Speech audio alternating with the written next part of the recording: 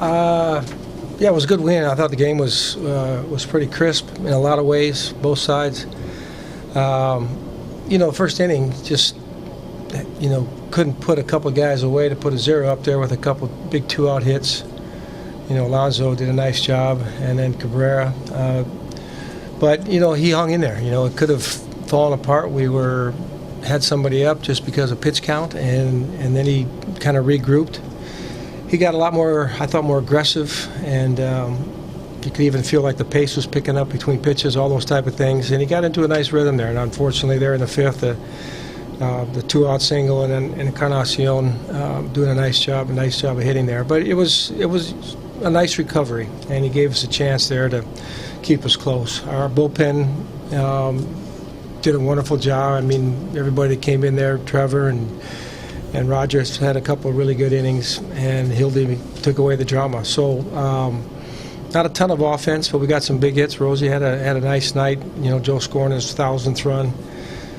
Pretty good company there too, as far as only the third guy in Twins history. And Astudillo getting his first homer, and Robbie coming through with the big hit to put us ahead. Nice 2-out rally there for us. We've heard about the 35-pitch limit a couple times this year. How strict is it?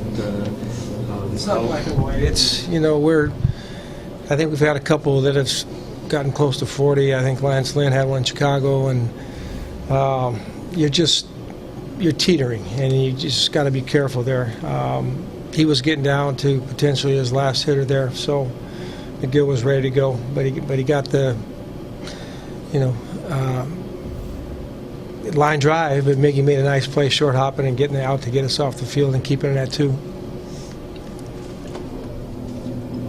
You talked about Joe and 1,000 runs. I mean, that's a lot of getting on base. Yeah, it's a little bit of a strange stat. You got to get on base a lot, and you got to have people drive you in, but it's kind of a combination of just being out there enough to accomplish a goal like that. And he's probably not quite the base runner he was when he was younger. He has always been pretty astute and knowledgeable about decision making. And I always say there's an art to scoring runs. You don't just rely on people behind you. You do your part, and 1,000 runs says a lot about that. So, he's climbing up a lot of ladders in Twins history, and of course that being one of them. Do you like Taylor Rogers showing emotion on the field like that, or is that worse? We see it like once a year. I mean, he's got a lot of fire in his belly, as they say. You don't always show it. I think the demeanor exterior is not what goes on inside. I've seen him do it a few times. I remember a Davis strikeout in Baltimore. Just there are certain times when it kind of comes out. But there, we thought we had Cabrera struck out and he got the hit, and then we got the line drive double play. So to get a 6 outs with that lineup at that stage of the game, that's a really good outing. Grossman down the count, but still a good at bat to be able to get the go-ahead hit. Grossman with the down the count.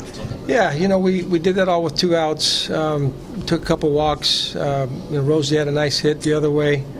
Robbie got behind. I think he took a fastball and fouled one back, but then he got on top of one and got it through the 3-hole there. So, probably didn't need to make the 3rd out there. I thought the run had a pretty safe chance of scoring given the direction and Rosie's jump with 2 outs and 2 strikes, but still a clutch hit for us.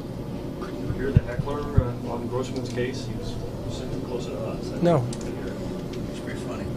Yeah. Was it personal? It wasn't ugly. No. Grossman got the last line. Yeah, he just directed it right at Robbie. Yeah. So you're not a very good baseball player. He who laughs last. That's right. So. But you guys couldn't hear it. No.